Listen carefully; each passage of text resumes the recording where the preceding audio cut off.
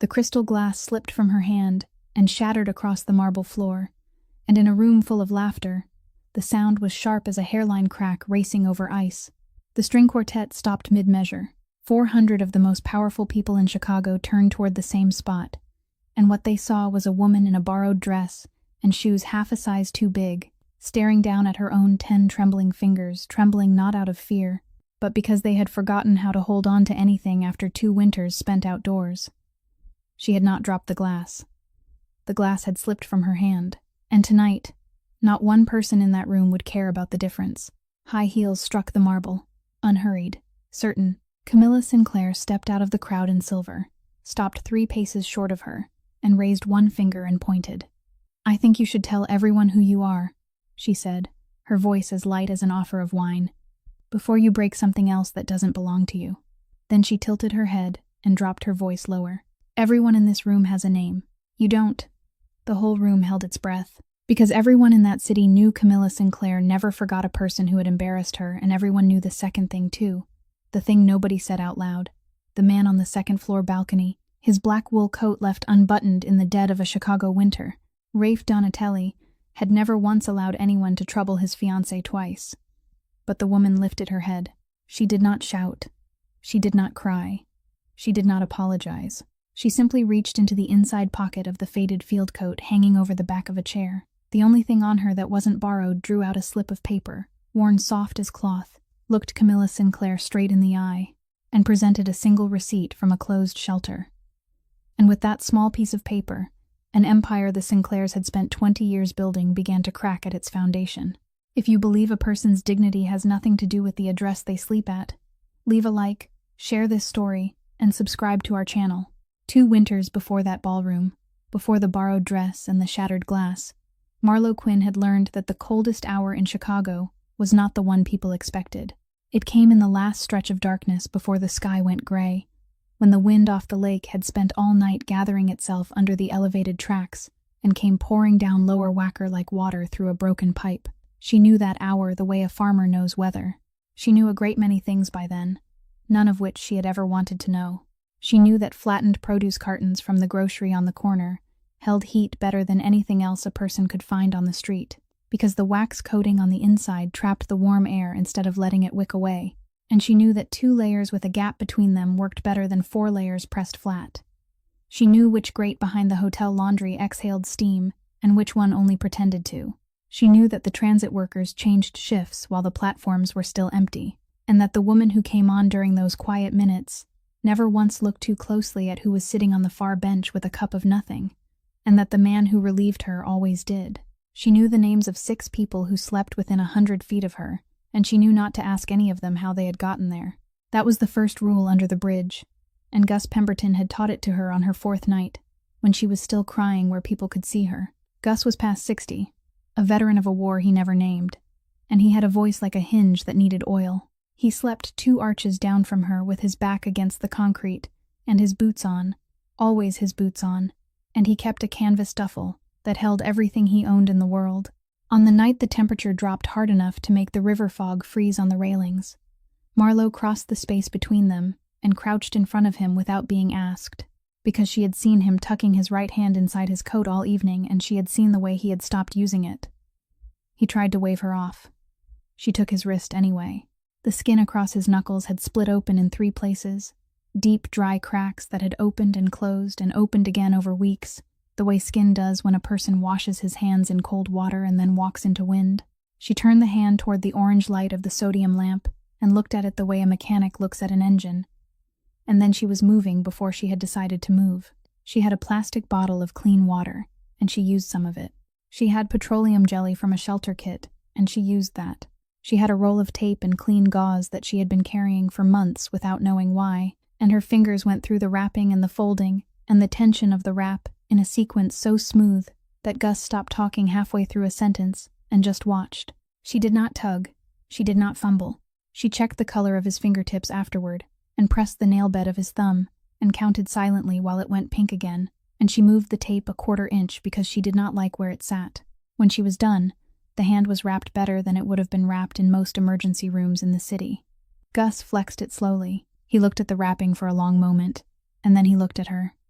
"Where'd you learn that?" he said. It was not a question so much as a door held open. Marlowe put the cap back on the water bottle. She rolled the leftover gauze and slid it into the pocket of the field coat, the faded green one that had been her father's and was now the only thing she owned that had never belonged to anyone else. She said nothing. Gus waited a full 10 seconds, which is a long time in the cold, and then he let it go, and that was the second rule under the bridge, and he had also taught her that one. He reached into the duffel instead, and brought out a notebook with a cracked leather cover held shut by a rubber band that had gone brittle. She had seen it before. She had never seen him open it. "Every year I do this," he said. "So somebody does." He rolled the band off carefully so it would not snap. "These are the ones who were turned away last winter, and the folks we lost because of it." He turned to a page near the middle, where the handwriting was small and cramped and pressed hard into the paper, as though the pen had been trying to make sure. "Ray Alcott," he read. Then he paused the way a man pauses in church. "Dorothy Quinn." Marlowe stood up. She did it without a word, and without looking at him, and she walked out from under the arch into the wind with her hands pushed deep into her father's coat, and behind her Gus stopped reading in the middle of the list. He watched her go. He did not call after her. He sat there with the notebook open on his knee and the rubber band around his wrapped fingers, and after a while he closed it, and he understood something he had not understood before, and he never once asked her about it again. She came back later that night, the way she always came back, because there was nowhere else to go, and because Gus would not mention it, and because the arch under Lower Wacker was the only place in the city where nobody expected anything of her. The cold had gotten worse. The river was throwing up a fog that froze where it landed, and the concrete ceiling above the roadway dripped and refroze until the pillars wore a gray skin of ice halfway up. She had settled into her cartons with her back against the stone and her father's coat buttoned to the throat when she heard the engines. 2 of them, running fast, coming down the ramp from the upper level where nobody ran fast, because the lower road curved blind and the pillars sat close, and every driver in Chicago knew better. She lifted her head. The first set of headlights swung through the fog and lit the whole arch white, and behind them, close, far too close, came the second set, and it was not following. It was pushing. The sound of it reached her before the shape did, a long tearing shriek of metal against metal, and then the black vehicle in front broke sideways out of the light and struck the pillar. It did not stop when it hit. It climbed, and turned, and came down on its side, and slid. And the noise it made going across the pavement was the loudest thing she had ever heard in that place. And then it was quiet again, except for one wheel still spinning, and the tick of hot metal starting to cool. The second vehicle did not stop. It slowed, drifted, and idled 20 yards past the wreck with its lights off. Marlowe was already up. This was the part she could never explain afterward. Not to Gus, not to anyone. Because she had spent 2 winters learning to be invisible, and every rule she had built for herself said, stay down, stay small, be nothing, and none of those rules held for even a second. Her body had made the decision without asking her.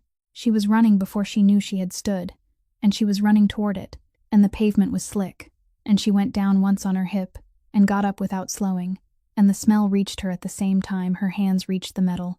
Gasoline. Not the faint sweetness of a tank cap left loose, but the thick, raw stink of fuel running loose across cold pavement. And under it the hot, burnt smell of an engine bay that had been opened up wrong. The vehicle lay on its passenger side. The windshield had gone milky and come apart in a sheet. Inside, in the dark, a man was pinned in the driver's seat, with the wheel column collapsed toward him and his shoulder wedged under it, and he was conscious, and he was not making a sound, and that told her more than screaming would have. She got both hands on the door frame above him and pulled, and it did not move. She looked around her, and there was a length of pipe near the base of the pillar, a piece of scaffold left over from some repair nobody had finished, and she had it in her hands and wedged and was leaning her whole body weight against it before she had finished thinking the thought. Her breath came out white. The metal groaned, gave an inch, gave another, and then let go all at once, and she was reaching in. She spoke to him while she worked. She had no memory later of what she said, only that her voice came out flat and even and unhurried. The voice she had used 1,000 times before in the worst places in this city, the voice that told a stranger somebody competent had arrived. She got her forearm behind his neck and held his head in line with his spine the way she had been taught, because a person can survive almost anything and then be ruined by being moved wrong, and she got her other arm under him, and she braced her boot against the seat frame, and she pulled. He was heavier than he looked. He was heavy the way stone is heavy. She got him halfway, lost him, reset her grip, and pulled again. And this time he came, and she dragged him backward across the pavement on her heels with her arms locked under his, and her back screaming, 1 yard, 3 yards, 7, and behind them the engine bay went up. She felt it before she heard it. A wall of heat that pressed against her face and turned the fog orange, and she got him behind the pillar and put herself between him and the light. Down the road, a car door opened. A man got out of the second vehicle and stood in the wash of the burning wreck with his hands loose at his sides, and he looked directly at her. He was not far. She could see the shape of his jaw, and the way he held his shoulders, and the fact that he was in no hurry at all. He looked at her long enough for her to know she would never forget the look of him. And then he did something she would think about for the next 2 winters. He got back in the car and drove away. He did not consider her a problem. A woman who slept under a bridge was not a witness to anything, because nobody anywhere would ever take her word over his, and he knew it as plainly as he knew his own name. Behind her, the man on the pavement moved. His hand came up and closed around her wrist, hard, and his grip was not the grip of somebody drowning. She turned. He was looking straight at her, and his first words were not "thank you," and they were not "help me." "Don't call the police," he said. Marlowe took her wrist back. She stayed crouched a moment longer, looking at the black wool coat, the cut of it, the shoes, the calm in his eyes with the whole world burning 20 feet away, and she understood exactly what she had just pulled out of that vehicle. "Don't remember me," she said. "Remember the next one." Then she stood, and she walked back into the dark under the arch, and the fog took her. The soup line on Halsted Street ran out of a church basement 3 evenings a week, and it had a rhythm to it that never varied.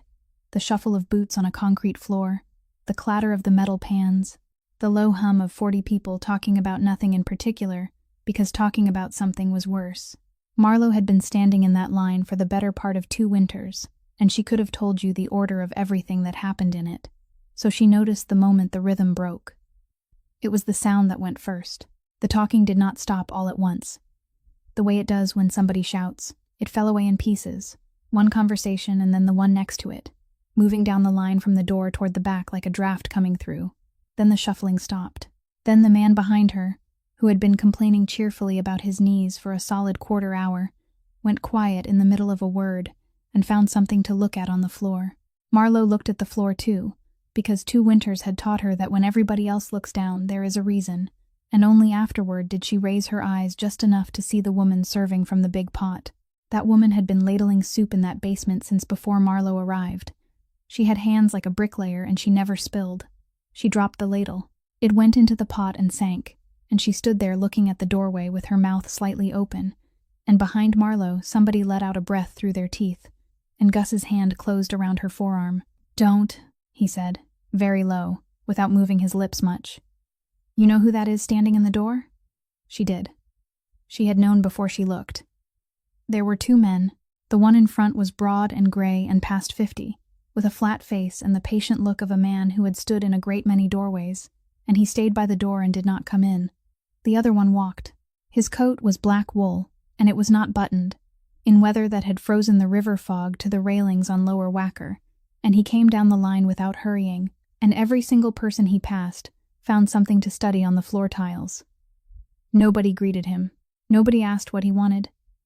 40 people who had nothing left to lose in the world found, all at once, that they had something left to lose. He stopped in front of Marlowe. Up close, in the yellow basement light, she could see what the crash had left him, the stiffness in one shoulder, the careful way he held himself, and she catalogued it without meaning to. He looked at her for a moment, the way a man looks at a piece of a puzzle he has been turning over in his hands for days. "The second vehicle," he said. "Not hello. Not thank you. Did you see it?" Marlowe felt the whole room listening while pretending not to. "Yes," she said. "Did you see the man who got out of it?" "Yes." "Would you know him again?" She thought about the fog and the orange light and the shape of that jaw and the terrible, unhurried calm of a person, deciding she did not matter. "Yes," she said. Something moved behind his eyes and was gone. He looked at the field coat she was wearing, and at the plastic bag by her feet that held everything she owned. And then he said, I'm told there's a woman who used to work a rig for the fire department, and that she lost her license 2 years ago, and that nobody has seen her since. Marlowe said nothing at all. My building on Wells Street has 400 people in it on an event night, and no medical staff on the floor, he said. There's a room off the service corridor. There's a salary. The work is real work. I don't need you to like me. No, she said. Why not? Because I know what your money is. He did not take offense. That was the thing that stayed with her afterward, that he did not take the slightest offense, as though she had commented on the weather. The soup here is thin, he said. It's the same soup it was last winter, and it will be the same soup next winter. And that woman with the ladle is doing everything a person can do with what she's given, which is not enough. You can tell me what my money is. It won't change what's in the pot. He waited. He did not press. He looked for a moment at the line of people behind her, who were all still staring at the floor. You pulled me out of a vehicle that was on fire, and then you walked away without leaving your name, he said. I've spent my whole life around people who would have stayed for the credit. I'd like to know what a person like you does when she isn't sleeping under a bridge. Marlowe stood there a long moment with her hands in her father's coat. She thought about the ladle in the soup. She thought about Gus's hand still resting on her arm, and about the wrapped fingers under that hand, and about a notebook with a cracked leather cover. One condition, she said. I treat whoever walks in, guests, staff, anybody off the street. I don't ask who they are first. Done, he said, and turned, and walked back up the line, and the sound came back into the room behind him in pieces, the way it had left. Out on the sidewalk, in the cold, Benny Falco fell into step beside him and glanced back once at the basement door. She's the only one who saw the car, Benny said, and now she'll be inside your building 3 nights a week. If she turns into a problem, handling it early is cheaper than handling it late. Rafe Donatelli kept walking. He did not answer him. The building on Wells Street had been a grain exchange once, back when the wealth of the whole middle of the country moved through rooms like this one, and whoever converted it had been smart enough to leave the bones alone. The ceiling went up nearly 40 feet to a bank of arched windows, and the floor was a pale marble that carried sound so cleanly that a woman crossing it in heels announced herself from the far end. They had kept the name too, the Meridian Exchange, cut in stone above the doors. Marlowe came in through the service entrance on her first evening in a plain dark uniform that fit her badly across the shoulders, with a trauma bag she had checked twice, and she stopped without meaning to just inside the main hall, because the scale of the room did something to a person. She had spent 2 winters learning the exact dimensions of a concrete arch you could touch with both hands at once. Here the air itself was warm all the way to the ceiling, warm in the corners, warm above the doorways, heated space stacked 40 feet high and simply given away to nobody. She was still standing there when the heels started across the marble. Camilla Sinclair came from the direction of the staircase, with a glass in one hand and 3 guests trailing her, and she stopped a comfortable distance away and looked at Marlowe. She did it slowly, and without any particular expression, starting at the boots, which were the same boots, because they were the only boots, and moving up past the ill-fitting uniform, and the trauma bag, and the raw wind-chapped hands to the face. She let the look take 3 unhurried breaths. Then she smiled, and it was a warm smile, and that was the strange part, that there was nothing in it to point at afterward. You must be the new medic, she said. Rafe told me. I think it's marvelous. She turned a quarter turn toward her guests, including them the way a good hostess does, and her voice stayed perfectly pleasant. This is my fiancé's newest act of charity, she said. He collects them. Last year it was a boxer with a bad hand, and before that there was a young man from the kitchens whose name I've completely lost. It's a lovely quality in a man. I've always said so. One of the guests laughed politely. The other 2 did not. And one of them looked at the floor, and Camilla did not appear to notice either. You'll want to be careful with the marble, dear, she added, gently, as though she were being helpful. It stains. And do let someone know if you need anything at all. We're none of us used to having someone like you inside the building. She let that sit for exactly as long as it needed to sit. Then she touched the arm of the nearest guest and said something about the terrace, and the group moved off, and the heels went away across the floor as evenly as they had come. Nothing had been raised. Nothing had been thrown. A person who had walked in during the last 30 seconds would have seen a well-dressed woman being kind to an employee. Marlowe stood where she was with her hand still on the strap of the trauma bag, and she waited for the thing she expected to arrive. The hot flood in the chest, the sentence she should have said. It did not come. What came instead surprised her. She thought about the woman in the church basement standing over a pot with her mouth open and no ladle in her hand, and she understood that she had just watched a version of the same trick from the opposite end, and that some people do it with fear, and some people do it with courtesy, and it comes to the same thing. She let the group get halfway to the terrace doors. Then she let out a breath and turned to find the service corridor. And as she turned, her eyes went past the wall beside the staircase, and stopped, and came back. There was a plaque mounted there. Polished bronze, waist high, the kind of thing a person walks past 100 times without reading, positioned exactly where the guests would flow around it. The light from the chandeliers lay along its top edge in a thin, bright line. Marlowe stood very still in the middle of that enormous warm room, and she read it, and she did not move for a long time.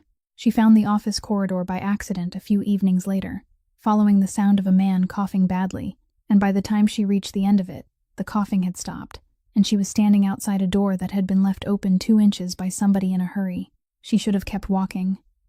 She would tell herself that afterward, but she heard a name through the gap that she knew, the name of a building on Halsted Street, and her feet stopped for her the same way they had stopped for a burning vehicle under a bridge. Inside, Rafe Donatelli sat behind a desk, with his coat over the back of the chair, and across from him sat a heavy man in a good jacket, who was sweating in a room that was not warm. On the desk between them lay a folder. Nobody was raising a voice. That was what struck her first through the gap in the door, that the loudest sound in the room was the radiator. The gauge on the roof deck, Rafe said. The specification called for 1 thickness. What went on was thinner. The insulation in the north wall is the same story. The window units are not the units on the invoice. Prices moved, the heavy man said. Everybody knows prices moved. You want me to eat that? On a job like this? For what you were paying? Nobody eats that. You build for the specification. It's a shelter. The man said it as though it settled the matter, as though the word itself were an argument, and he even spread his hands. It's a shelter, Rafe. Nobody is going to be up on that roof with a caliper. It's cots and a kitchen. Half those people won't notice the difference. Rafe was quiet for a moment. Then he opened the folder and turned it around and slid it across the desk with 2 fingers. Your paper, he said. The line on the equipment, the second position on your house, and the note your brother-in-law co-signed. 3 different banks held those this time last week. They don't anymore. A company bought them Tuesday. You'll get a letter. The heavy man looked at the folder without touching it. His hand went halfway toward it and stopped. He looked up. There was a long moment in which he seemed to be waiting for something else. A threat, a raised voice, a name, anything at all that a man could take to a lawyer or repeat to a friend, and nothing came. The radiator ticked. Rafe, he said. His voice had gone thin. You know what those numbers mean, right? You know what that does to me. I know what it does to you, Rafe said. It's the same thing you did to a building full of people who have nowhere else to sleep in February. The difference is that you'll still have a coat and an address when it's done. Come on, be reasonable. There's a way to fix this. There is. You'll do the roof deck again to specification, and you'll do the north wall again, and you'll do it at your own cost. And when it's finished, the paper goes back to the banks and you never work anything of mine again. The heavy man sat there. Then he took the folder, because there was nothing else to take, and he stood up, and he walked out past the door with his jacket still buttoned and his face composed. A man who had come in whole and was leaving whole, and had lost every single thing he owned somewhere in the last 4 minutes. Marlowe pressed back against the corridor wall, and he went by without seeing her. Inside the office, a chair moved. You can come in, Rafe said. She came in. He did not ask how long she had been standing there. He was looking at the window, at the frozen city hanging beyond the glass. My mother cleaned buildings like this one, he said. She had exactly 1 rule she made me repeat back to her, and she made me do it more than once. You never take from a person who has nothing left to take. She said the rest of it a man could argue about with God later. But not that. He turned his head slightly. I've broken most of what she taught me. Not that one. Marlowe stood in the doorway with her hands at her sides. She thought about the wrecked vehicle and the pipe and the weight of him coming out of it, and she understood, standing there, that she had been afraid of the wrong thing about this man. What should frighten a person was not anything he might do with his hands. It was what he could do to a man's entire life, with a signature and a folder, and a voice no louder than the radiator. She went back to the plaque that same night, after the last of the guests had gone, and the caterers had rolled their carts out, and the enormous hall had emptied down to the sound of her own boots on the marble. It was mounted at waist height beside the staircase, polished so recently that she could see the shape of her own head in it, and the letters were cut deep and filled with dark enamel so they would read from a distance, the Sinclair Beacon Fund. Underneath, in smaller lettering, a line about warmer streets for a colder city, and below that a list of the winters it had served. Marlowe stood in front of it in the empty hall, with the heat pouring down from 40 feet above her, and she did not move. And the reason she did not move was that she was carrying a piece of paper in the inside pocket of her father's coat, folded and refolded until it had gone soft as cloth. And that piece of paper had those same 4 words printed across the top of it. She had been carrying it for 2 winters. She had never once thought of it as evidence of anything. It was a receipt, and it had her mother's signature at the bottom, and that was all it had ever been to her. It had been an ordinary evening at the shelter on Halstead Street, the kind of evening that had a shape everyone knew, the smell of coffee going stale in the urn by the door, the folding cots in 3 rows, the radiator under the window that clanked twice and then held steady. Ruth Ann Boyle had run that room for 11 years. She was a nurse by training, and she had a way of walking through a crowded space that made people move without being asked. And on that evening, she came in through the front door and stood there with her coat still on, and she did not take it off, and everyone in the room understood something before she said a word. She waited until the talking stopped. She was not a woman who cried in front of people, and she did not cry then. But her hands stayed in her coat pockets the whole time she spoke, and that was its own kind of tell. She said that the funding for the winter had not come through. She said she had made calls, that she had been making calls for weeks, that she had been told the disbursement was processing and then that it was under review, and then that she should put her request in writing, and that she had put it in writing 4 times. She said the building could not be heated past the end of the week. She said she was sorry, and then she said it again, and the second time her voice went somewhere it had not gone the first time. Nobody shouted at her. That was the thing Marlowe would carry out of that room, and never quite put down. Not one person in that shelter raised a voice at Ruth Ann Boyle. A man near the window said, "Well, all right," in the tone of a man agreeing to a change in the weather. Someone else asked, quietly, whether the place on Ashland was taking anyone, and someone else said they had heard it was full, and then, one by one, without any signal being given, the grown men and women in that room began to fold their blankets. They did it carefully. They squared the corners. They stacked them at the ends of the cots, the way a person does when they want to leave a place better than they found it. And there was almost no sound in the room, except the radiator and the soft sound of wool being folded, and it was the most dignified thing Marlowe Quinn had ever seen in her life. Her mother sat on the edge of a cot in the second row with her hands in her lap. Dot Quinn had been a payroll clerk for a company that made industrial fasteners for 31 years, and she had a laugh that carried across a parking lot, and by that winter, the illness had taken enough of her that some mornings she called her daughter by her sister's name, and some mornings she got it right. That evening, she got it right.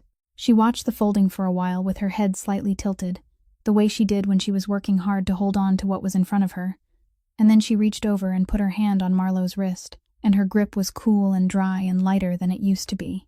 She was not frightened. That was somehow worse. She looked at her daughter with complete trust, the way you look at the person in the room who always knows what to do next. And she asked her one question. "Where do we go now, sweetheart?" And Marlowe Quinn, who had knelt on 100 kitchen floors and 100 stretches of highway shoulder in this city, and pulled strangers back from the edge of things, and told their families with absolute steadiness that she had them, that it was going to be all right, opened her mouth in that room and found that she had nothing at all to say. The woman was waiting outside the service entrance on Wells Street 2 evenings later, standing in the cold with her hands jammed into her pockets, and no hat, which told Marlowe she had been waiting longer than she had planned to. She was somewhere in her late 30s, sharp-featured, with a canvas satchel over one shoulder that had been repaired at the strap. "Marlowe Quinn," she said. "My name is Dara Whitfield. I write for the Lakeside Ledger. I'd like 15 minutes, and I'd like to buy you something hot while I use them." They sat in a coffee shop 2 blocks down with the window fogged over. Dara did not open with charm, which Marlowe appreciated, and she did not open with sympathy, which Marlowe would not have forgiven. She put a folder on the table and left her hand flat on top of it. "I've been trying to get inside the Sinclair Beacon Fund since last winter," she said. "Here's the part most people get wrong. They assume a charity that size has to publish everything, that you can pull the whole picture off a website in an afternoon. You can't. What they file goes to a state registry, and to see the working detail you submit a request, and the request gets acknowledged, and then it gets assigned, and then it gets reviewed, and then the winter is over, and it's a new fiscal year, and you start again. I've filed 4 times. I have 4 acknowledgement letters and nothing else. That's not an accident. That's a design." "Then what do you have?" Marlowe said. "Their side of the ledger. Enough to know the shape of the thing. They report what they take in, and they report what they distributed. And the numbers on the distribution side are impressive, and they are extremely tidy. Too tidy. Every dollar they say went out has a program name attached to it, and every program name is a shelter or a warming center somewhere in this city." Dara turned her cup a quarter circle on the table. "But there is a gap in it. And I have been staring at that gap for a year, and I cannot close it, because to close it I need one thing I do not have." "Which is?" "Proof from the other end," Dara said. "A single piece of paper generated by a shelter, not by the fund. An intake receipt, an acknowledgement, a disbursement stub, anything with a date on it and a signature on it that shows money actually landed somewhere. Because the moment I have that, I can lay it against their outgoing ledger and show that the payment they claim to have made in that period is not recorded anywhere on their books, or that it is recorded at a figure that has nothing to do with what arrived. One document from the receiving side and the whole thing stops being an opinion and starts being arithmetic." She let that sit.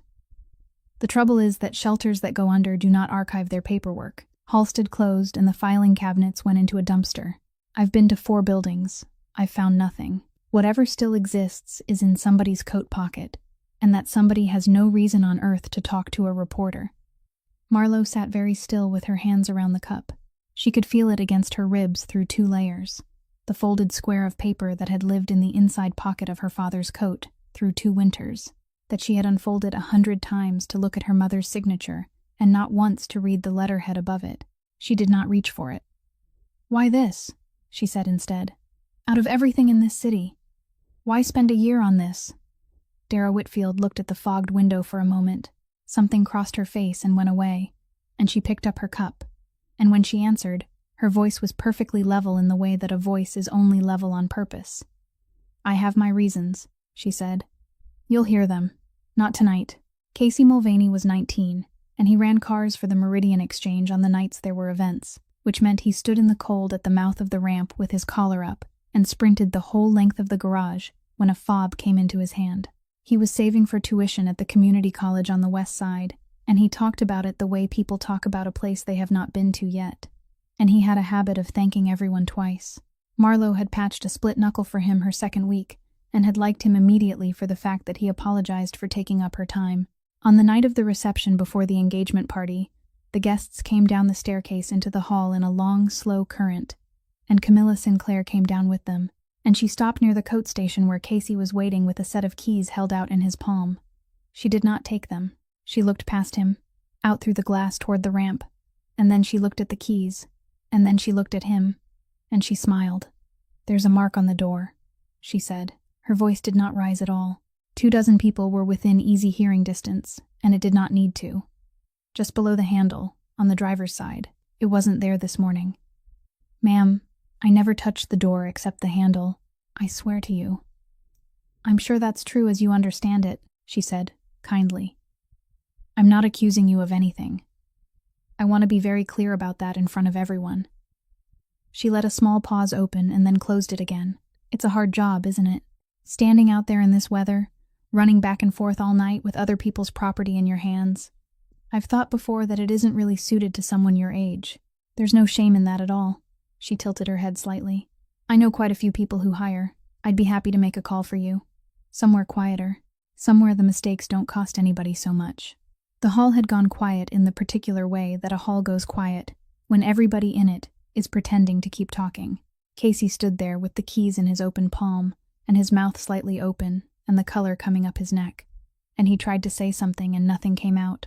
And then his hand shook and the keys went out of it and hit the marble with a sound that everyone in that enormous room heard. He bent to pick them up, That was when Marlowe stepped out from beside the service door. She did not hurry.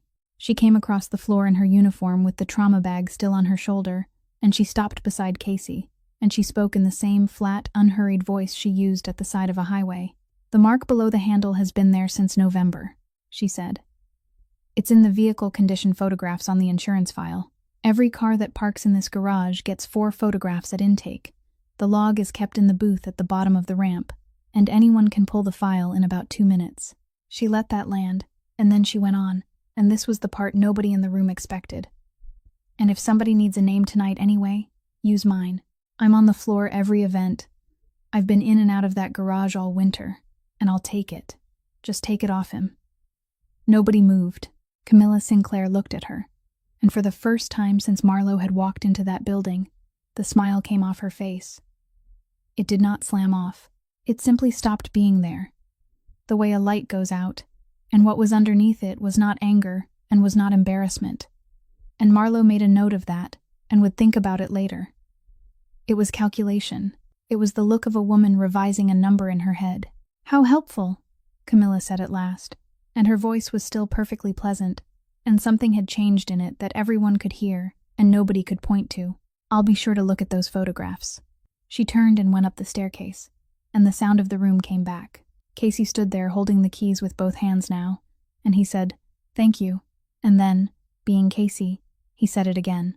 Marlowe told him to go get warm. She was already turning back toward the service corridor when she felt it and looked up. Rafe Donatelli was standing at the rail of the second-floor balcony with his coat open and his hands resting on the stone, and he had not moved and had not spoken and had clearly been there the entire time.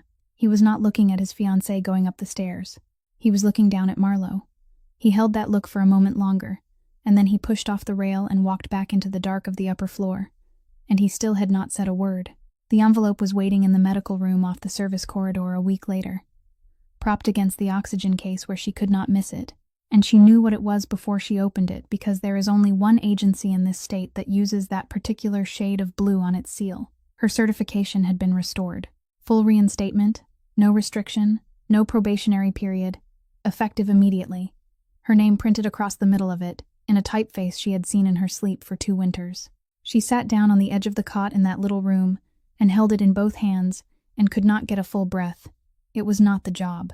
She wanted people to understand that afterward, and there was never anyone to explain it to. It was that for 2 winters, she had been a woman who used to be something. This piece of paper made her a thing again in the present tense. She read it 4 times. She was reading it a 5th time when her eye caught the routing block at the bottom, the small print nobody reads, the line that records how a matter moved through the process, and she stopped. There was no hearing date. There was no panel number. There was no reference to the review that should have taken a season and a stack of affidavits and a room with a long table in it. There was a single administrative action, entered under the signature of one member, processed and closed inside a week. She sat there with the paper in her hands. Then she got up, and she walked the length of the service corridor and up the back stairs, and she went into his office without knocking. Rafe was at the desk with his coat over the chair. He looked up and saw what she was holding, and did not pretend. "Sit down," he said. "Who is he?" Marlowe said. "Which one of them did you go to? Does it matter? It's the only thing that matters." He set down his pen. "Harlan Vance. He's held a seat on that board for 9 years. He has a construction interest he shouldn't have and a partner he shouldn't have it with. And I've known about both since before you were ever on a rig. And you told him that." "I told him a great deal less than that. Men like Vance don't need the sentence finished. And so he signed. And so he signed." Marlowe stood in the middle of that office with her heart going. "Do you know what they took from me?" she said. "Not the license. The other thing. They put my name in a room I wasn't allowed into, and men who were not there that night decided what kind of person I am, and then they wrote it down, and I have carried it ever since. 2 winters. And every single night of those 2 winters, the one thing I held on to was that they had been wrong, and I had been right, and the record was a lie. You were right." "Then I needed a room," she said, and her voice cracked and she let it. "I needed a room with a table and people in it, and I needed to stand up in that room and be right in front of them. That was the only thing left that was mine, and you took it.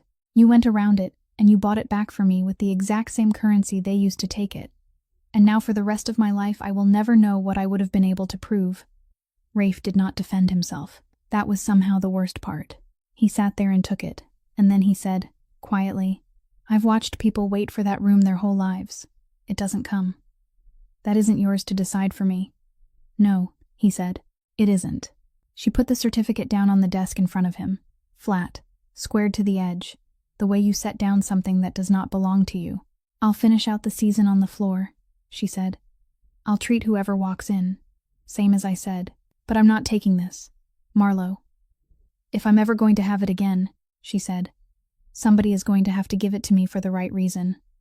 And she walked out, and left it lying there, and she went back down to the little room off the corridor, with nothing at all in her hands, and that was how she came to walk into the engagement party with no license, no title, no protection, and no name anyone in that hall was obliged to say out loud. Do you know whose signature this is? Camilla Sinclair looked at the paper and then at the woman holding it, and her answer came easily, because she had been asked 10,000 questions in rooms like this one, and had never yet been asked one she could not turn. I'm sure I don't, she said. Should I? It's Dorothy Quinn, Marlowe said. She signed it at the shelter on Halsted Street on the 14th of January, 2 winters ago, when she was assigned a cot and a locker. Every person who came through that door signed one. It's an intake receipt. The building generated it, not your fund. How nice for her. Your fund's name is printed across the top of it. Sinclair Beacon. It's there because a shelter has to record which grant is covering the bed. And that winter, at that building, it was yours. Camilla's expression did not move. Then it sounds as though we did exactly what we said we did. That's the part I'd like someone to check, Marlowe said, and her voice stayed level, unhurried, the voice of a woman reading a run sheet aloud to a doctor who is busy. Because your fund publishes what it sends out, program by program, and I have looked at the winter it covers. Halsted Street is on that list. There is a figure next to it, and I can tell you what that building actually had in it that winter, because I was standing in it. You'll forgive me if I don't take a personal impression as an accounting document. It isn't an impression. The heat was set at 55 degrees, and the boiler ran on a timer. There were 60 cots for 110 people. The kitchen served one hot meal a day, and the woman who ran the building was buying coffee out of her own pocket by the end of it. She filed for the disbursement 4 times. She has the acknowledgments. Somewhere off to the left, a man said, quietly. That is Ruth Ann Boyle she is talking about. And somebody else told him to be quiet, and neither of them was quiet enough. And in the last week of that January, Marlowe said, the building closed, because the funding did not come. It closed with your name printed on the paperwork of everyone inside it. Camilla let a small, patient breath out through her nose. This is very sad, and it has nothing to do with me. Do you have any idea how many organizations we support? I don't reconcile ledgers. That's what the fund has professionals for. I understand, Marlowe said. That's why I'm not asking about you. I'm asking about one line. She held the receipt where it could be seen. This document says money arrived at that building and paid for a bed. Your outgoing ledger for that same period, for that same program, does not record a payment that matches it. I have the ledger figure. I have this. They are not the same number and they are not the same date. That was when the room changed. It did not change all at once. And afterward, the people who were there would disagree about the exact moment. But somewhere in the middle of that sentence, a certain kind of guest, the kind who sits on boards and reads audit letters and has sat through more than one difficult morning, stopped listening to a scene and started listening to arithmetic. And the quality of the silence went hard. Camilla heard it. She had been in rooms her entire life. She knew the sound of one turning. You've been in my fiancé's building for a matter of weeks, she said, and it was still soft, still perfectly pleasant. And there was iron under it now. And you have taken a private tragedy and dressed it up as a scandal in front of 400 guests. That is what you've done. No, Marlowe said. I've asked whether one payment happened. There's a straightforward way to answer it. Someone opens the file and looks. The file is not a public document. I know. A reporter has been asking for it since last winter and has 4 acknowledgement letters and nothing else. From the middle of the room, a woman's voice said, clearly, That's true. I'm Dara Whitfield, the Lakeside Ledger. I have the letters with me. Camilla did not look at her. She was still looking at Marlowe, and something in her face had begun to work. Not fear yet, but the first movement of a woman running a calculation she has never had to run before.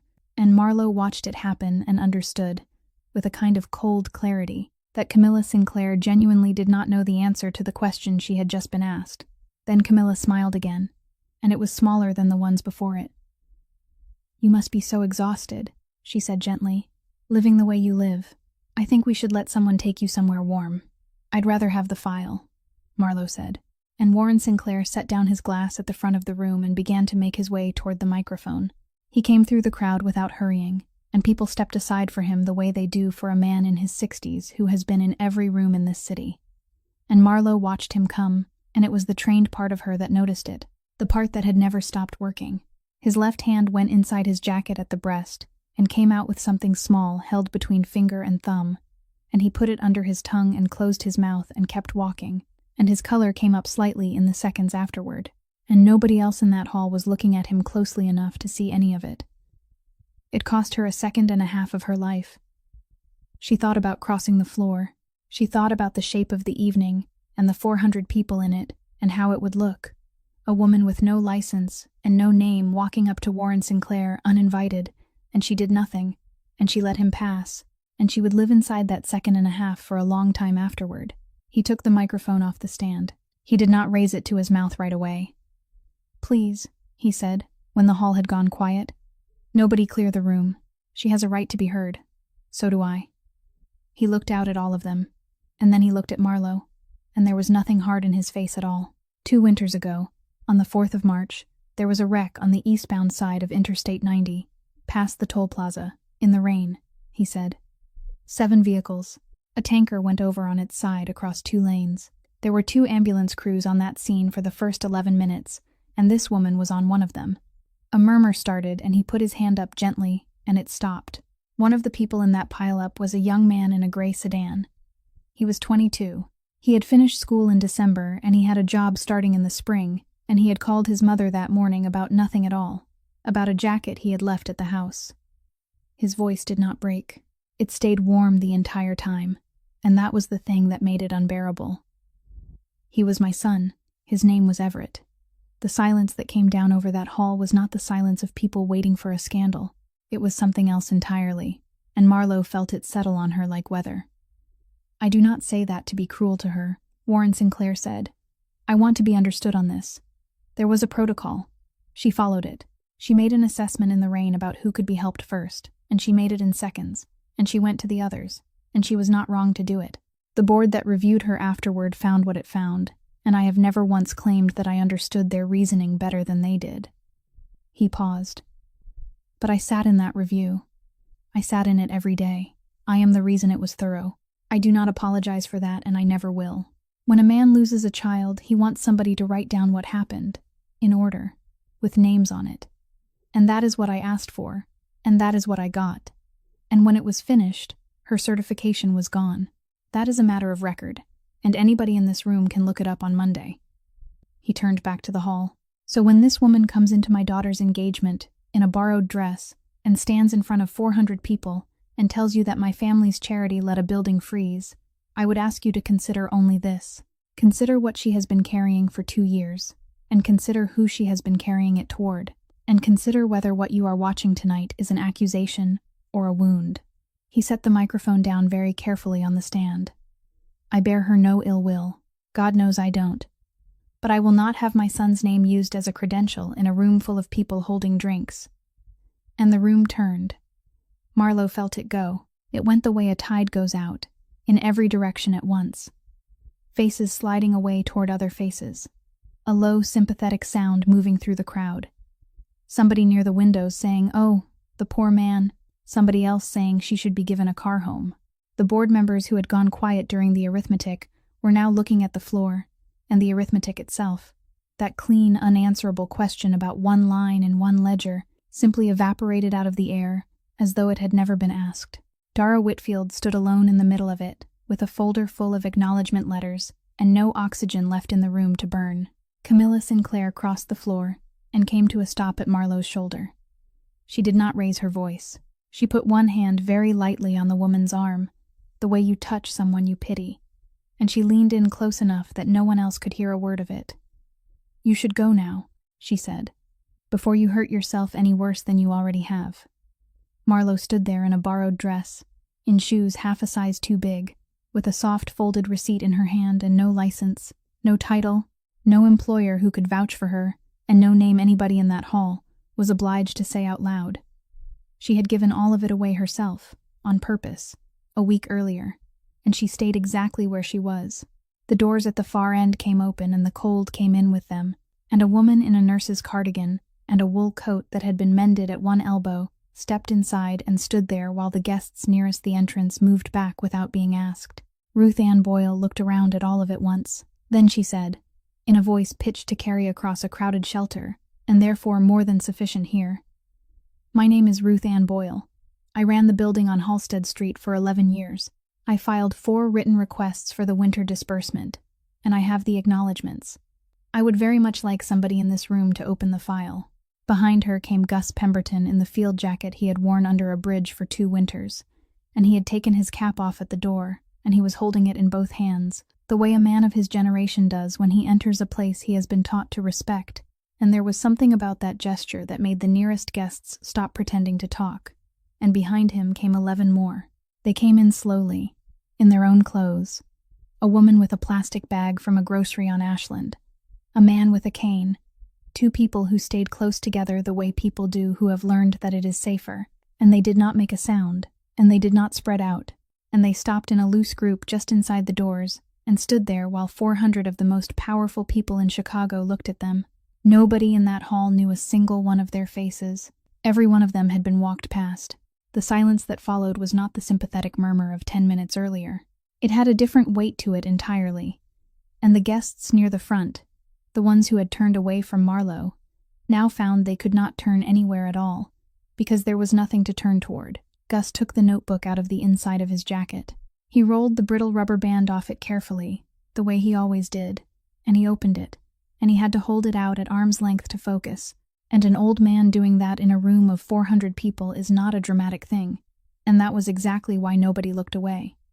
"These are grown people," he said. "Every name in here is an adult. I want that understood before I start." He wet his thumb and turned a page. "This here is my own book. I keep it because nobody else does. On the left I write the date, and I write who got turned away at Halsted for want of a bed that night. And on the right, I write what they told us at the door." He looked up. "Ma'am," said 400 guests, "I've got 191 entries for that one winter. I'm not going to read them all. I'm going to read the ones from the 2 weeks before the building shut, because I'm told there's a paper somewhere that says money was already in that building on those nights." He began to read. He read slowly, because his eyes were not good, and because he had never once read this list quickly in his life. Raymond Alcott. Turned away the 9th. They told him, try Ashland. Nadine Pruitt, the 9th. Same. Walter Boyce, the 10th. A woman near the staircase put her hand over her mouth. Estelle Cordray, the 10th. Lonnie Frayne, the 11th. They told him the boiler was on a timer and there was no heat past midnight anyway. Somewhere in the middle of the room, a man said, out loud, to nobody, that his own building had rooms sitting empty on Halsted that winter. Dorothy Quinn. Gus read, the 14th. She got the last cot in the second row. She's the only one on this page who got a bed. He stopped and turned the page, and did not look at Marlowe, and Marlowe did not look at him. The 15th. Marguerite Sandoval. Turned away. The 16th. Curtis Hallam. Turned away. The 17th. His voice had begun to go. He stopped and cleared it, and started the line again, and it went anyway. And he stood there in the middle of that enormous room, with the book at arm's length, and could not get the next name out. Dara Whitfield stood up from where she had been sitting. She crossed the floor and put her hand out, and Gus gave her the notebook without a word. And she found the line with her finger, and read it in a clear reporter's voice. And she read the next one, and the next, and then she came to one and did not read it. She stood there for a long moment. She had spent a year of her life on this, and she had 4 acknowledgement letters, and a folder that nobody in this city had ever agreed to answer, and every person watching her assumed that whatever had stopped her was in the paperwork. Theodore Whitfield, she said. The 21st. Turned away. She lifted her head. He was my brother. And then, in the back of the hall, one man put his glass down on a table and stood up, and after him a woman stood, and then a whole row near the windows, and it went through that room, the way a thing goes through a room, when 400 people all understand at the same moment that the arithmetic they had been permitted to forget about is standing in front of them wearing a mended coat, and that two numbers had been placed side by side, and that both of them could not possibly be true. Warren Sinclair had not moved from the front of the room through any of it. He stood where he had set the microphone down, and he was looking at the group by the doors, at the mended coat and the cane and the plastic bag from the grocery on Ashland, and something in his face had come loose. He raised one hand part way, the way a man does when he means to ask for the floor. His fingers did not close. His hand stayed there in the air a moment too long, and then his weight shifted onto his heels, and his shoulder went into the edge of the table behind him, and he went down. He made almost no sound. That was the thing that would stay with the people who were nearest to him, that a man of that size went to the floor of that hall, and the loudest thing about it was a glass rolling, and 400 of the most powerful people in Chicago stood absolutely still.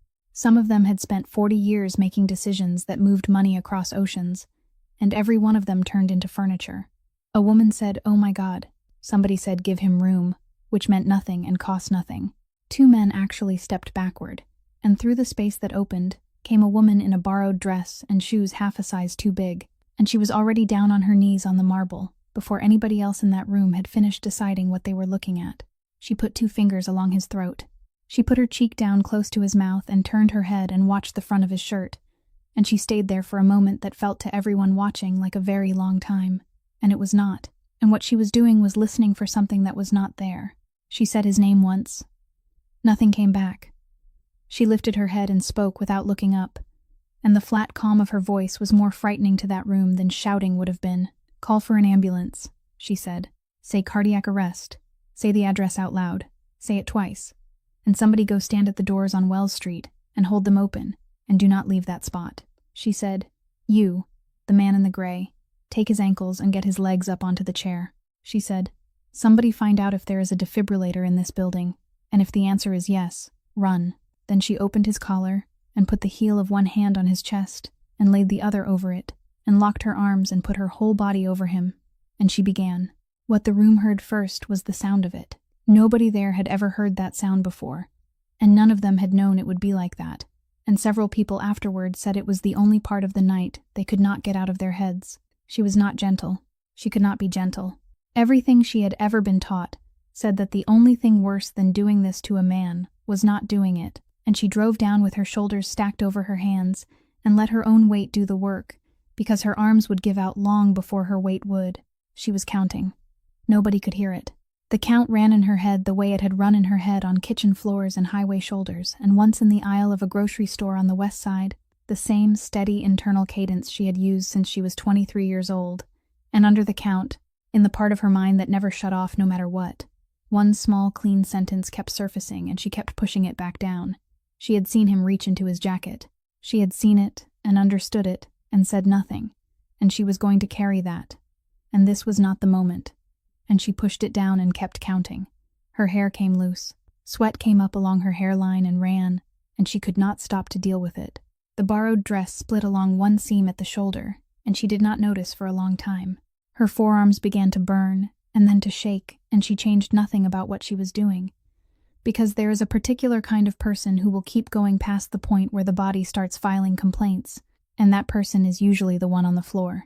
Somebody said quietly that she had been at it a long time. Nobody said the other thing.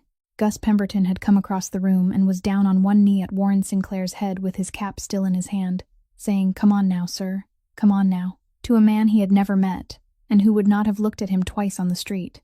Ruth Ann Boyle knelt on the other side and held the man's head straight without being asked, because 11 years teaches your hands things. Camilla Sinclair stood 4 feet away, with both hands pressed flat over her mouth, and did not come any closer. Rafe Donatelli had come down off the balcony and was standing at the edge of it all, and he was not watching Warren. And then the doors on Wells Street opened, and the sound of the sirens came in off the street and tore straight down the length of that hall, and the room broke open, and men in dark coats came across the marble with a stretcher and a case, and one of them dropped to his knees opposite Marlowe and said, "Tell me." She told him. She did it in the clipped, stripped language of the job, everything he needed and not one word he did not. And the medic's head came up once, and he looked at her differently for half a second, and then went back to work. They took over. She sat back on her heels on the marble, with her hands shaking in her lap and her hair in her face. And under all the noise, quietly, without ceremony, Warren Sinclair's chest rose on its own, and fell, and rose again. The file came open before the ambulance had cleared the block, because a board that has just watched a man collapse in front of 400 witnesses stops caring about the review process. They did it in the room off the mezzanine, 6 of them around a long table, with Dara Whitfield's folder of acknowledgement letters at one end and Gus Pemberton's notebook at the other, and Marlowe still in the split seam of a borrowed dress, with her hands not yet steady. She had expected to find a shortfall.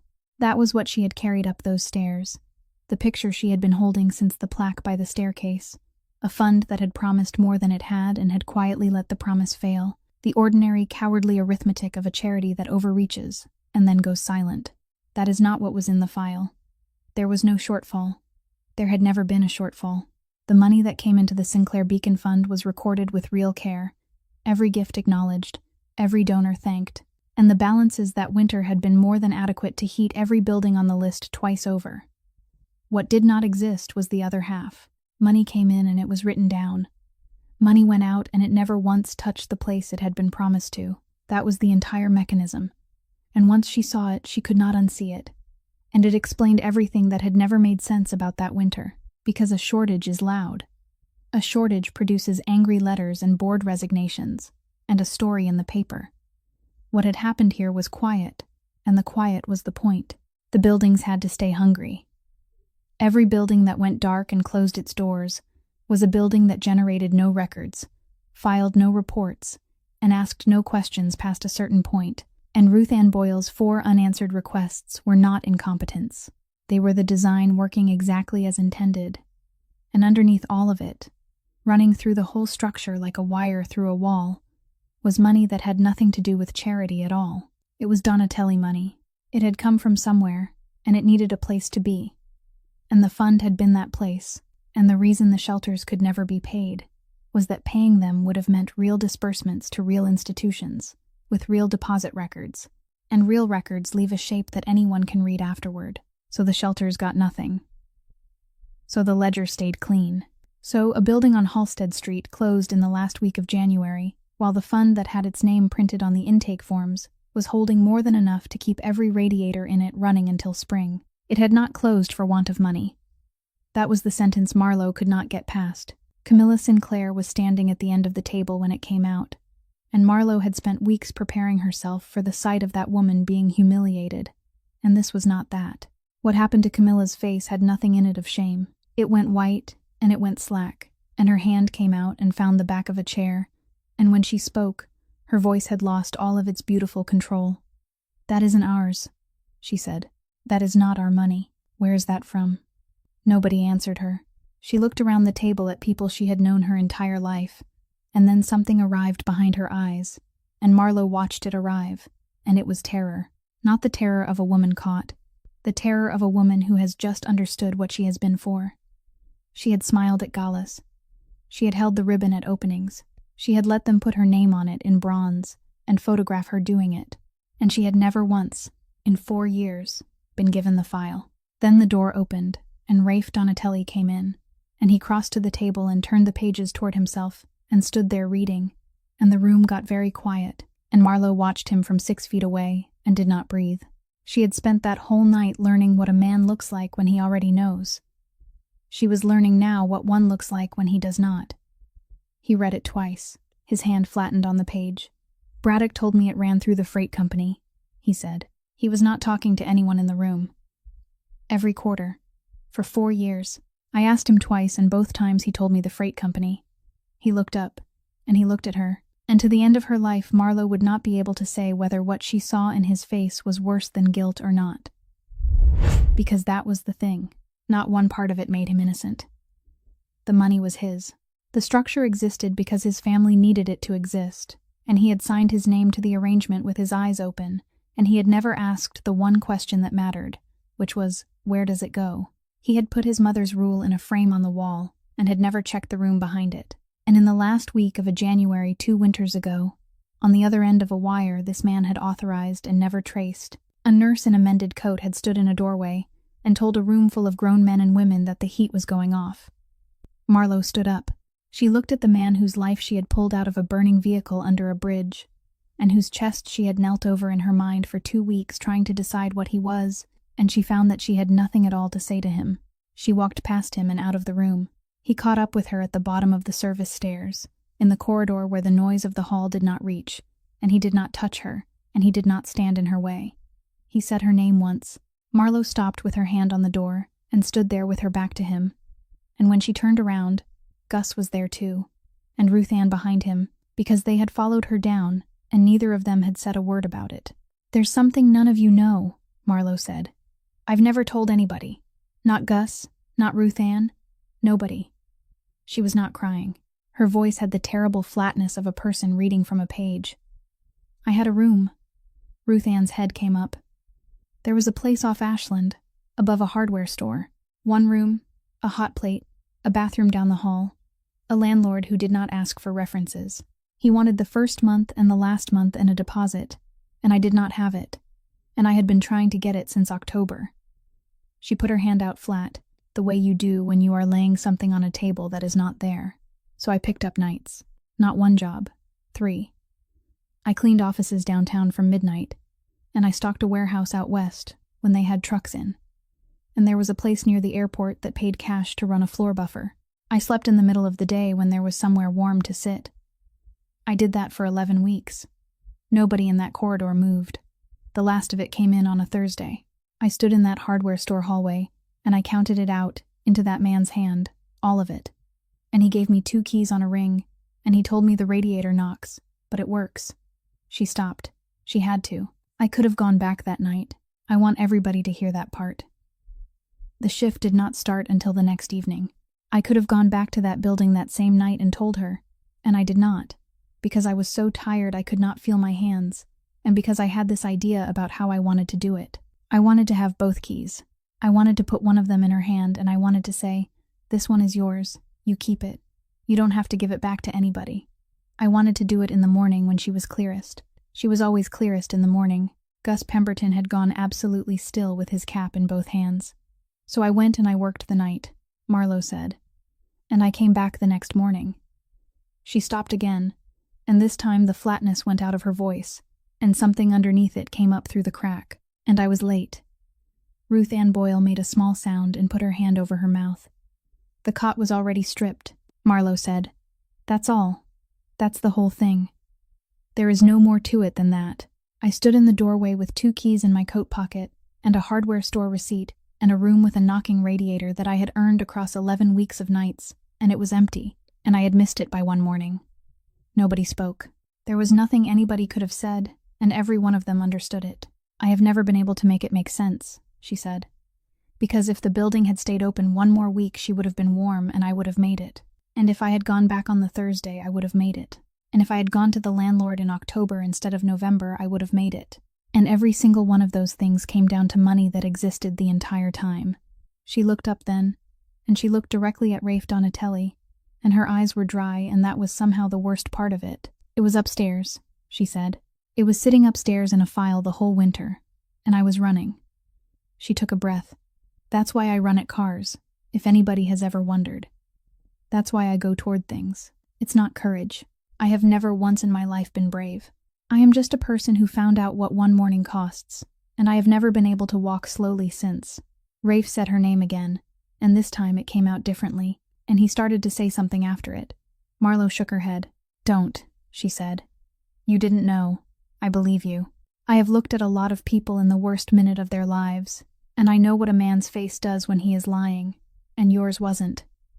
She pushed the door open, and the cold came in around her ankles. "But I stood in that doorway," she said, "and the money was upstairs. And I do not know how to stand in a room with you now." And she went out into the dark on Wells Street, and neither of the 2 men behind her tried to follow. She got as far as the mouth of the ramp before she heard the running. Trevor Ashgrove had spent 4 years as executive director of the Sinclair Beacon Fund, and had shaken every hand in that hall at one time or another, and now he came down the service stairwell, 2 steps at a time, in a dinner jacket with his tie gone, and a drive case clutched against his chest with both arms, and he did not see her standing in the shadow of the pillar, because he was not looking for anyone at that height. He hit the garage level running. There was one car left on that side, angled badly across two spaces, and he got to it and got the door open, and had one leg inside before Benny Falco came out from behind the concrete column beside it and put a hand flat on the top of the doorframe.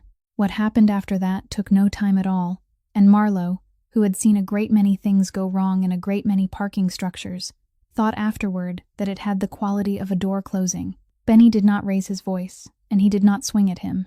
He took the wrist that was holding the case and turned it, and Trevor Ashgrove came up out of that seat sideways with his arm folded behind his back and his cheek against the cold roof of his own car, and the drive case came out of his hands and went across the concrete and spun and stopped near the drain. It was over before the sound of the door had finished. "Please," Trevor said. His breath was coming in short pieces. "Please, it isn't mine. None of it was ever mine. I only signed what I was given to sign." "You signed for 4 years," Benny said. "I never saw a dollar of it that he didn't decide I could see. He set it up. He built the whole thing before I was ever hired. He put me in that chair. He told me what the freight company was for. I asked once. One time. He explained to me what happens to a man who asks twice. Say the name."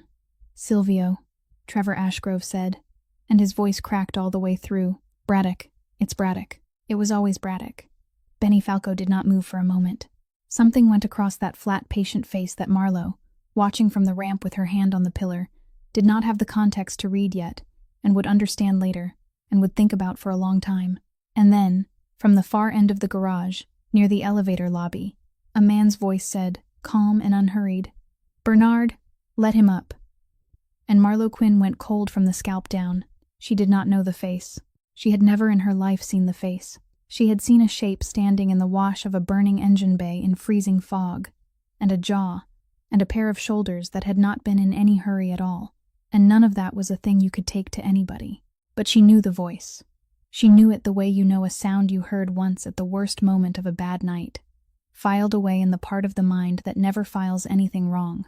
She had heard that voice ask, from 20 yards off, whether he was still in the vehicle, and then she had heard it say, "He'll keep." And then she had heard a car door close and an engine go away up the ramp. Silvio Braddock came down the aisle between the empty spaces with his hands in his coat pockets. He was past 60, heavy through the shoulders, entirely unremarkable, the sort of man you would let go ahead of you in a line at a bank. He looked at the drive case on the concrete near the drain, and he did not look at Marlowe at all, and that, more than anything else, told her that he had not thought about her once since that night. There was never a war over territory, she heard herself say, out loud, from the ramp, and both men turned. "That's what you all thought it was. It wasn't that at all." Braddock looked at her then. It took him a moment. She watched him try to place her and fail, and then watched something shift as he placed her, and even then there was no alarm in it. "The marriage," she said. "The Sinclair family does not sign anything without an audit. The minute those two families put their names on the same page, somebody was going to open every book in both houses and follow every line to the end of it. And there is a line in there that ends somewhere you cannot afford anyone to look." She took one step down. "You did not try to kill Rafe Donatelli for power. You tried to kill him to keep an accountant out of a filing cabinet." Nobody in that garage said anything, and Marlowe, standing on the ramp in a split borrowed dress with her hands finely steady, understood the last piece of it and said it. "And you did it under that bridge on purpose, not because of the cameras. Because of who sleeps there. You picked the one stretch of this city where the only people who might see it are people nobody would ever believe." They took the drive case upstairs, and Braddock walked out of that garage on his own 2 feet, because there were 400 people and a police detail on Wells Street, and everybody in the building understood what could and could not happen that night. And afterward, Rafe Donatelli sat down across from Benny Falco in the office off the mezzanine with the door shut. And it was so quiet in there that you could hear the radiator working. "3 men, Rafe said. "You remember. After the bridge. I brought in 3 men and I sat each one of them down alone in this room, and I asked every one of them the identical question, and then I sent them home. I remember. You asked me why I didn't lean on any of them. You told me the liar would be the one sleeping soundest that night." "That's right," Rafe said. "So I've been watching who sleeps." Benny Falco sat with his hands loose on his knees and his flat face perfectly composed, and he did not look away, and that was the thing that made it terrible. "Ask me," he said. "Did you know?" "Yes." "How long?" Longer than I want to say out loud in this room. Rafe did not move at all. Say it out loud in this room. About 2 years, give or take a season, Benny said. I knew what the fund was for. I didn't know he'd put his hands on you. I want that, said. I would have come to you inside the hour and you know it. But I knew the pipe was his, and I knew where the paper went. And I sat on it. And I sat on it. And every quarter I told myself I'd bring it to you at the next one. Why? Benny Falco was quiet for a moment.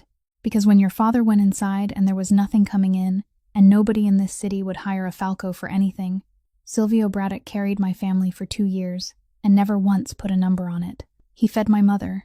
He paid the box at St. Adalbert's when my brother died, and he told me to my face he'd never bring it up. And in 30 years, he never did. He stopped. Every single time I opened my mouth to tell you, I heard him saying that. That's the whole of it. There isn't any more to it than that. Rafe looked at the desk. He put me into a pillar. Yes. In the dead of winter, on a road with no cameras, and he stood there and watched to see whether it took. Yes. And the only reason I'm sitting in this chair is that a woman who had nothing in the world came across that pavement and pulled me out with a piece of pipe, Rafe said. Not you. Not any of the men I've had around me for 15 years. Her. Yes. So say the rest of it. Benny Falco's composure went then, not into shouting, but the way concrete goes, all at once and without noise. I owed him a debt no man should ever be asked to carry, he said, and I paid it with your life, and I didn't even know I was spending it. That's what I did. You want me to call it loyalty? I won't. I sat quiet for a man who fed my mother and it damn near put you in the ground. And if she'd been 40 feet further down that bridge, you'd have burned in that vehicle while I was at home asleep, sleeping fine, sleeping like a man with a clean conscience. Nobody raised a voice. That was what made it unbearable. 2 men who had stood at the same graves and eaten at the same tables for 30 years said all of that to each other in a room where the loudest thing was the radiator, and when it was finished, neither one of them had anywhere to put his hands. Do you want my keys? Benny said at last. Not tonight, Rafe said. Tonight I need somebody at the doors. And Benny Falco got up and went and stood at the doors. And neither of them ever again mentioned St. Adalbert's, or the 2 years, or the debt, and both of them thought about it every single day for the rest of their lives. Marlowe had gone back under the bridge, because there was nowhere else that had ever taken her without asking a question first, and she was sitting on the concrete step at the base of the pillar, in a coat, over a ruined dress when the car came down the ramp with its lights off. She knew the sound of a vehicle that does not want to be heard. She was already on her feet when Silvio Braddock got out, and he came toward her without hurrying, the same way he had walked down that garage aisle, a heavy, unremarkable man in a good coat, and he stopped a few paces off and looked at her almost with sympathy. You should have kept walking, sweetheart, he said. Nobody was ever going to ask you a single question.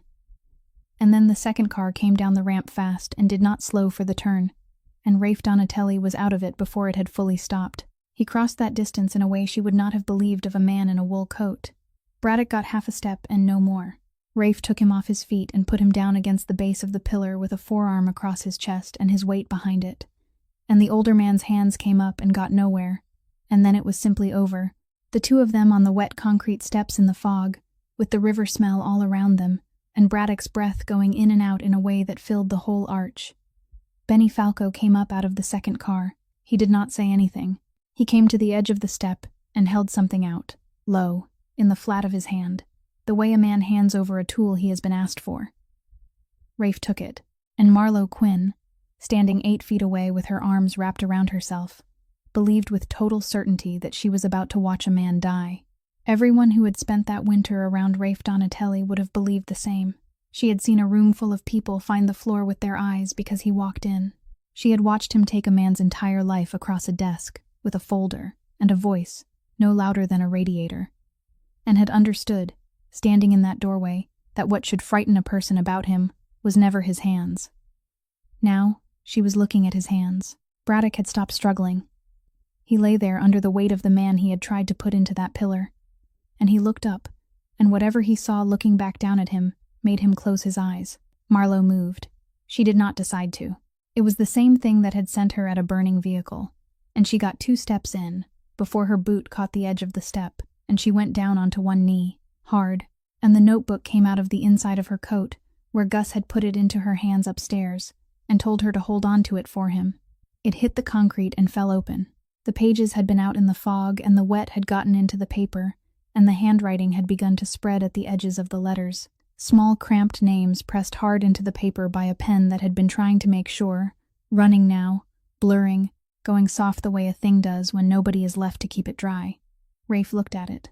He looked at it for a long moment, at a book full of grown men and women whose names existed nowhere else on earth, and his hand stopped. "If I do this," he said, "his name goes in that book, and I'll be the one who put it there." Nobody said anything. The river fog moved through the arch. Then Rafe Donatelli took his weight off Silvio Braddock and stood up and stepped back, and he handed the thing back to Benny Falco without looking at him, and he took his phone out of his coat, and he did not call any of the numbers Benny would have expected. He called his lawyer. He stood on those steps in the cold with his back to all of them and said, "Wake up, get dressed. I need you to reach the federal prosecutors tonight. Not tomorrow, tonight, and yes, I understand what I am saying." And then, after a pause, he said the other thing. "Bring everything. Not just Braddock. Mine as well." He was still saying it when Marlowe got the notebook closed and pressed the wet pages flat between her palms, kneeling on the concrete where she had slept for 2 winters. It ended quietly after that, the way things actually end. Silvio Braddock was walked up the ramp to a car that was not his own. The drive case went where it needed to go, and so did 4 years of a ledger nobody had been allowed to open. And in the small hours, in a house on the north side, Camilla Sinclair packed 2 bags herself. Because there was nobody left she was willing to let watch her do it, and she went out through her own front door and got into a car and left the city. She did not make a statement. She did not call anyone. Nobody in that entire winter ever heard her raise her voice. Not once. Not even at the end. Nobody cheered. There was nothing in any of it to cheer about, and every single person who was there understood that. And the only sound under the bridge when the cars had gone was the river, and a woman on her knees on the concrete, carefully drying a book of names with the sleeve of her coat. April came up out of the lake and did what it does to that city, which is to take a thing that has been gray since November and hand back the color of it all at once. And on the last Saturday of the month, the building on Halsted Street opened its doors again. There was no ribbon, and there was no press riser, and there were no photographers, because the board had voted against all 3, and the board had voted that way because 4 of its 7 members had, at one time or another, slept outdoors in this city and knew exactly what a photograph of a building like this one is usually for. Over the front door they had hung a sign. It was not bronze. It was oak, sanded and oiled by a man who used to do Finnish carpentry before his hands got bad. And the letters had been cut by hand and were not perfectly even, and it read, "The Dorothy Quinn House." The rooms inside smelled of new paint and coffee. The radiators had been rebuilt to specification, and the roof deck had been done twice, once wrong and once right, at somebody else's expense. There were 140 beds, and they were beds, not cots. Ruth Ann Boyle had been given the 2nd floor, and a budget she had asked to see in writing 3 separate times before she would believe it. And Dara Whitfield stood at the back of the common room with no notebook out at all, because some things you attend rather than cover. When it was quiet, Gus Pemberton stood up in front of all of them with his cap in one hand and the notebook in the other. The pages had dried wavy where the fog had gotten into them, and he had never tried to fix that. "Most of you have seen me read out of this," he said. "You know what it's usually for. Tonight it's for something else." He held it at arm's length. Marguerite Sandoval, room 211. Curtis Hallam, room 218. Lonnie Frayne, room 304. His voice went thin at the 3rd one, and he waited it out and kept going, and the room let him. Estelle Cordray, room 309. He read 17 names that way, and after each one somebody in that room lifted a hand, and by the end of it there was not a person sitting still. Through the middle of all of it ran a girl of about 6 named Poppy, whose parents had taken a family room on the 1st floor, and she had discovered that the new floorboards in the long hallway made a wonderful sound if you ran on them in socks, and she had been demonstrating this to anyone who would watch for the better part of an hour. She had crayons. She had been drawing at the low table by the window in the good April light, with her tongue between her teeth. And when she finished, she came at a dead run and stopped in front of Marlowe Quinn and held up a sheet of paper with both hands and laughed the enormous, unembarrassed laugh of a child who has done a good job. It was a house. It was drawn the way children draw houses, a square and a triangle. but she had colored the windows in yellow, and she had pressed very hard, so that the yellow came through the back of the page. Marlowe crouched down and thanked her seriously, and asked whose house it was, and Poppy said it was this one, obviously, and ran off with her socks skidding on the boards. Marlowe stayed crouched a moment longer, and then, for a reason she was never afterward able to name, she took the receipt out of the inside pocket of her father's coat, the paper she had carried through 2 winters, and unfolded 100 times to look at one signature, and for the first time in her life she turned it over. There was writing on the back. It was in her mother's hand, in the unsteady letters of a woman who was losing her hold on the world a little more each week, and it had been written on some clear morning when she still had herself, and it had been sitting against her daughter's ribs the entire time. 7 words. It said, "You do not owe me a thing." Marlowe Quinn sat down on the floor of that hallway, with her back against the new plaster, in the light and the noise, and she put her hand over her mouth, and she cried the way a person cries when a debt they have been carrying their whole life is taken off them by somebody who is no longer there to be thanked.